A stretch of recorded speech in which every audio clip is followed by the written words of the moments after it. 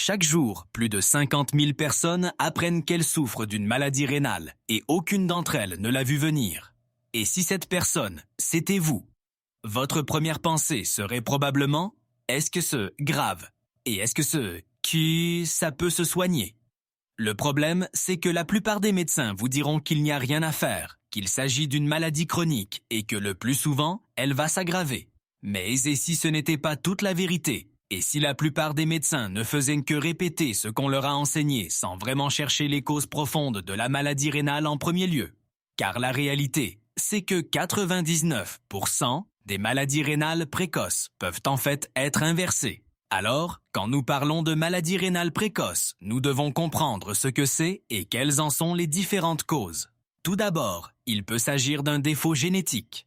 C'est assez rare et on ne peut pas y faire grand-chose, mais on peut aussi avoir des infections et des attaques auto-immunes sur les reins. Il y a aussi des choses comme les calculs rénaux et le cancer du rein, ainsi que la toxicité rénale, l'hypertension, la résistance à l'insuline et le diabète de type 2. Ces causes représentent la quasi-totalité des cas de maladie rénale, mais nous voulons diviser cela en deux catégories. Au-dessus de la ligne, nous avons la génétique, car c'est quelque chose contre lequel on ne peut pas faire grand-chose. Si c'est génétique, s'il s'agit d'une anomalie congénitale, vous êtes né avec. Cependant, vous avez un certain contrôle sur tout ce qui se trouve sous la ligne. Ce n'est pas complètement aléatoire ou gravé dans le marbre. Et ce sont des choses précises pour lesquelles vous pouvez agir. Vous avez un certain contrôle. Et si vous regardez l'échelle ici, le blanc indique à la fois que c'est plutôt rare et que vous ne pouvez pas y faire grand-chose. Alors que le bas de l'échelle, le rouge ici, indique que cela représente la grande majorité des cas. De plus, c'est quelque chose sur lequel vous avez un contrôle. C'est donc une bonne chose. Plus les cas imputables à cette cause sont nombreux, plus vous avez de contrôle. Et les deux derniers points ici représentent environ 75% de tous les cas de maladie rénale précoce. Passons donc en revue les stades, juste pour comprendre de quoi nous parlons et ce qui constitue le stade précoce. Le stade 1 de la maladie rénale chronique correspond à un taux de filtration, un débit de filtration glomérulaire, estimé basé sur un calcul de la créatinine. Et cet EGFR devrait être de 90 ou plus, en millilitres par minute. C'est le niveau optimal. C'est ce que vous êtes censé avoir. Le stade 2 correspond à une chute en dessous de 90 mais toujours au-dessus de 60. Le stade 3 est divisé en deux parties. Le 3A, c'est quand vous êtes entre 60 et 45. Le stade 3B, c'est quand vous êtes entre 45 et 30. Le stade 4, c'est quand vous êtes en dessous de 30 mais au-dessus de 15. Et le stade 5, qui est considéré comme une insuffisance rénale. Pas seulement une maladie ou un stress rénal, mais une insuffisance. Et c'est quand vous êtes en dessous de 15 ml par minute. J'ai donc créé cette échelle de couleurs juste pour vous donner une idée de la gravité de chaque stade. Mais que faudra-t-il lors d'une analyse de sang pour qu'il vous signale une alerte, pour qu'il dise « Hey, c'est anormal, c'est un problème ». C'est ce qu'on appelle une alerte sur un test sanguin. Eh bien, le stade 1 est optimal. Il n'y aura donc pas d'alerte. Mais voici ce qui est drôle, ou moins drôle. Le stade 2, qui indique que oui, vous commencez vraiment à avoir un problème, ne déclenchera pas d'alerte sur un test sanguin. Ce n'est que lorsque vous passez sous la barre des 60 que vous obtenez une alerte sur l'analyse. Ainsi, même s'ils s'accordent tous à dire que le taux devrait être supérieur à 90, vous n'aurez pas d'alerte avant d'être à 59 ou moins. Et ensuite, évidemment, tout ce qui est plus grave recevra également une alerte. Mais voici ce qui est curieux, ce qui n'a absolument aucun sens dans cette classification. Pourquoi le niveau optimal est-il appelé stade 1 de la maladie rénale? D'accord, je n'ai jamais pu comprendre ça. C'est donc une bizarrerie très étrange. Et puis, bien sûr, la deuxième, c'est qu'une fois arrivé au stade suivant, pourquoi n'y a-t-il toujours pas d'alerte? Pourquoi faut-il atteindre des niveaux de maladie rénale plus graves avant même qu'on ne le remarque? Et la plupart des médecins ne vous parleront pas des reins si vous êtes au-dessus du stade 3A. Mais quand je parle de maladie rénale précoce, je parle des 3 premiers niveaux. Si vous êtes au stade 1, 2 ou 3A, c'est encore précoce à mon avis. Ce sont des choses qui, pour la plupart, peuvent être inversées et évitées. Parlons maintenant du traitement standard. Pour le stade 1, évidemment, il n'y a rien. Mais le problème, c'est qu'au stade 2, il n'y a rien non plus. Et il y a un long chemin à parcourir pour passer de 90 ml à 60. C'est donc beaucoup de prévention que nous pourrions faire si nous comprenions où cela nous mène. Maintenant, au stade 3A, ils vont commencer à envisager certains médicaments. Ils vont regarder vos médicaments contre l'hypertension. Vous aurez probablement de l'hypertension à ce stade. Et ils vont regarder des choses comme comme la metformine si vous êtes résistant à l'insuline, ou l'insuline si vous êtes un diabétique de type 2 déclaré. Et puis, ça ne change pas grand-chose. Ils ne traitent pas vraiment le rein en soi.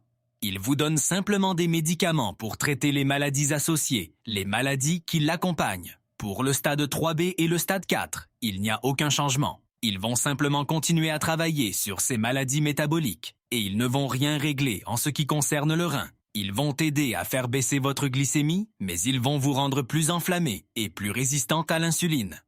Enfin, au stade 5, vos options sont essentiellement la dialyse ou la transplantation. Et permettez-moi de mentionner également que lorsque je parle de 50 000 cas de maladies rénales diagnostiquées chaque jour, nous parlons de la zone en gris ici, sauf que les stades 1 et 2 ne sont pas comptés dans ce nombre parce qu'on ne leur dit rien. Ainsi, la quasi-totalité des personnes diagnostiquées se trouvent au stade 3IA et peut-être quelques-unes au stade 3B. Au moment où vous atteignez les stades 4 et 5, vous serez si malade que vous le saurez. Ce ne sera pas une surprise car vous aurez déjà un tableau complet des symptômes. La grande majorité se trouve donc au stade 3A et les 50 000 n'incluent pas le stade 1 et le stade 2. Mais voici une autre chose que je ne comprends vraiment pas. C'est dans le nom même.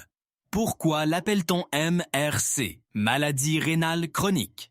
Ils ont déjà inscrit dans le nom que c'est chronique, que c'est permanent, que ça ne peut pas s'améliorer. Et le pire, évidemment, c'est qu'au stade 1, quand vous êtes encore en bonne santé, quand tout est normal, vous avez quand même une maladie rénale chronique de stade 1.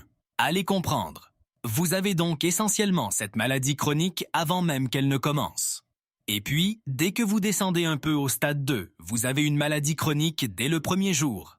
Et puis, évidemment, au fur et à mesure que cela avance et progresse, cela devient de plus en plus chronique jusqu'à l'insuffisance rénale. Et je pense qu'ils l'appellent ainsi parce que tout le modèle de soins curatifs est tellement axé sur le traitement des symptômes qu'ils ne se demandent jamais vraiment d'où viennent ces choses et si nous pouvons les changer.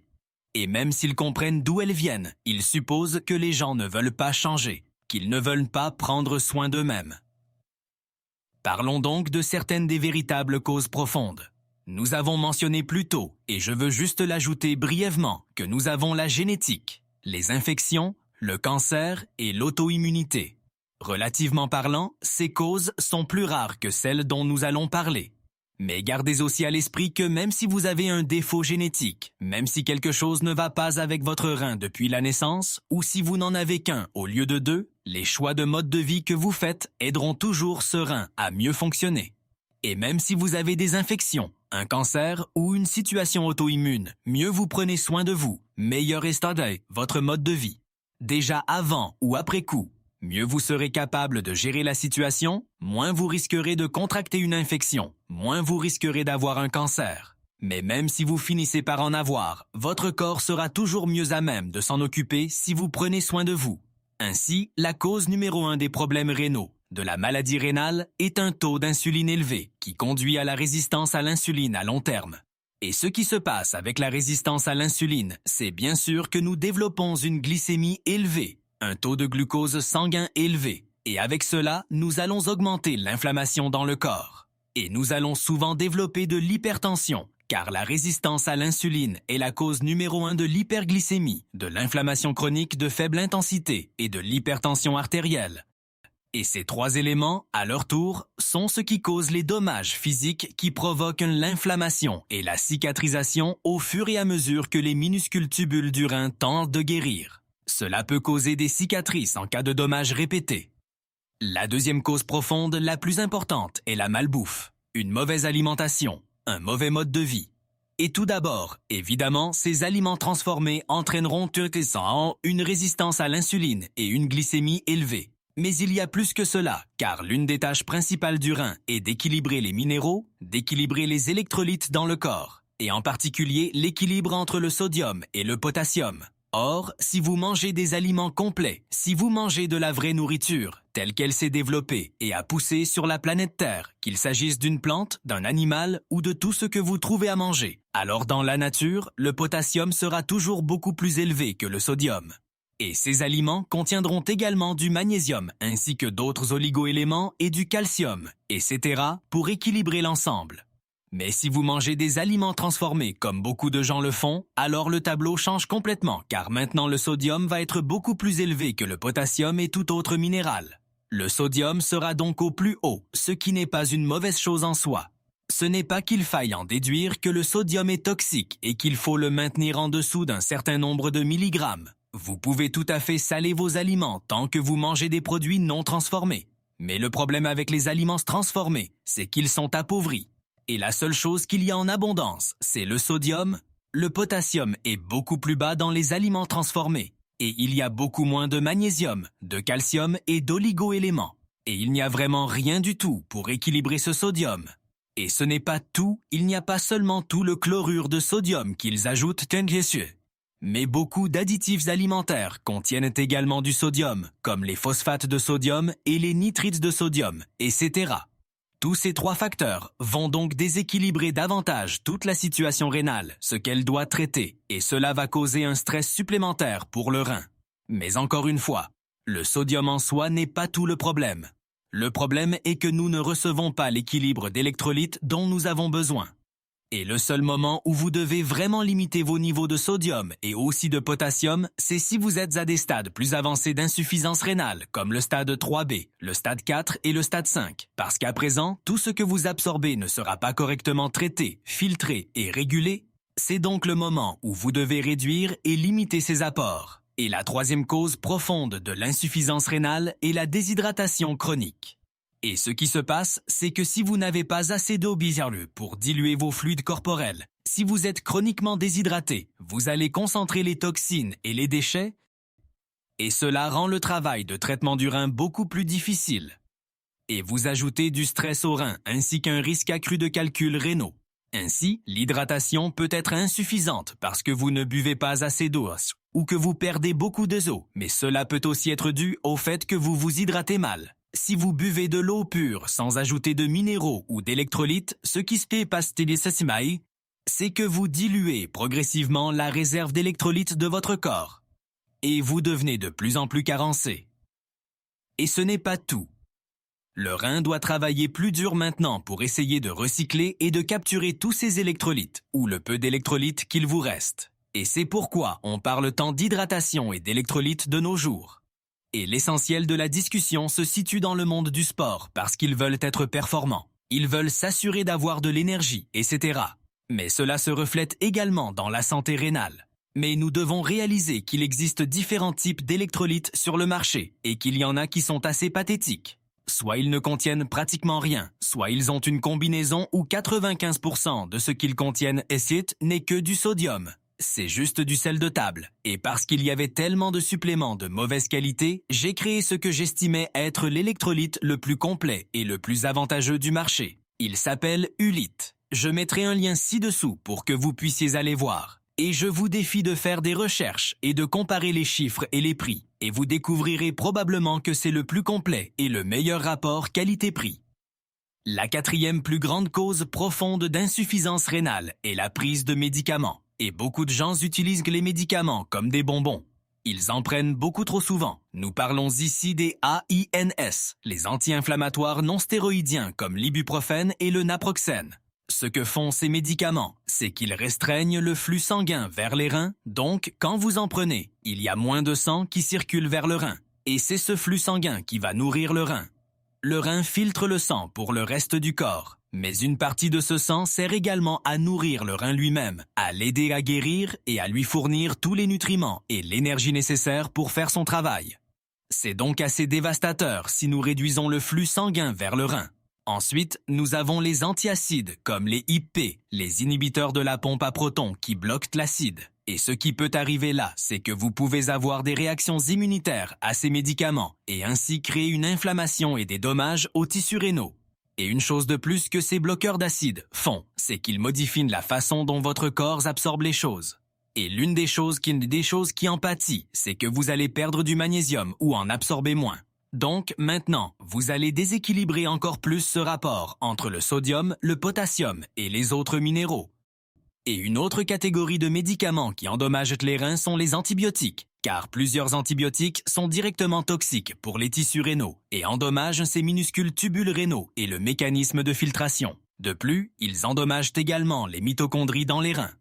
Donc, encore une fois, nous avons un élément supplémentaire. Nous avons parlé de la façon dont la réduction du flux sanguin fournit moins d'énergie. Eh bien, si nous endommagons les mitochondries, c'est un moyen de plus de réduire l'apport d'énergie aux reins.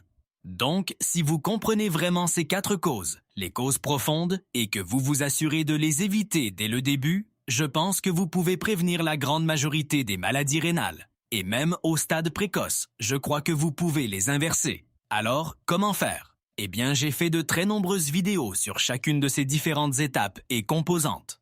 Nous allons donc faire un tour d'horizon très rapide. Tout d'abord, vous voulez abaisser votre glycémie et votre insuline, car la résistance à l'insuline est la cause numéro 1 de l'insuffisance rénale. Et vous le faites en mangeant des aliments complets, des aliments de qualité, des aliments non transformés, et en maintenant les glucides beaucoup plus bas que ce qui est généralement recommandé.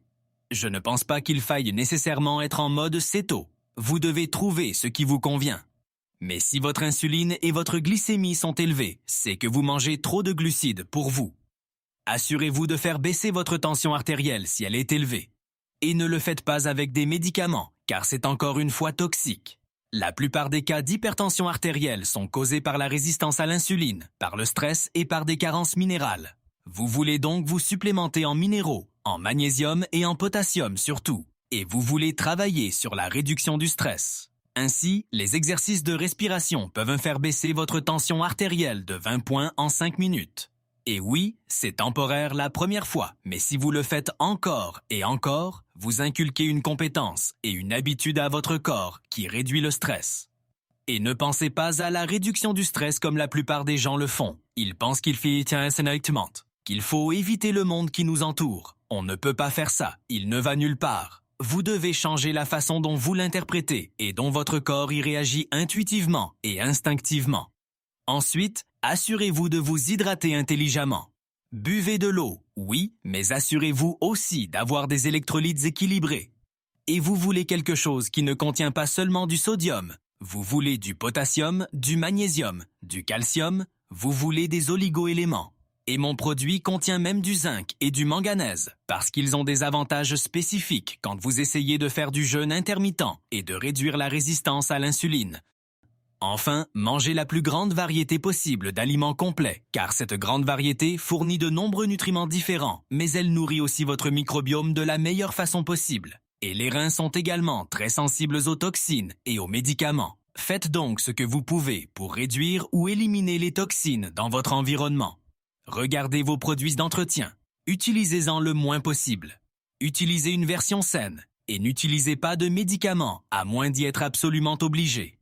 Et si vous avez une ordonnance d'un médecin, alors évidemment, vous devez d'abord consulter ce médecin, mais ne vous contentez pas d'avaler des médicaments en vente libre comme s'il s'agissait de bonbons. Prenez-les si vous y êtes absolument obligé. Je n'ai pratiquement rien pris depuis 20 ou 30 ans. Si ces informations changent votre vision de la santé de vos reins et de l'approche du système médical vis-à-vis des maladies chroniques, n'hésitez pas à vous abonner et à liker la chaîne. Nous révélons des vérités sur la santé qui ont été ignorées pendant trop longtemps. Cultivons ensemble un avenir plus sain. La prochaine information essentielle sera révélée bientôt.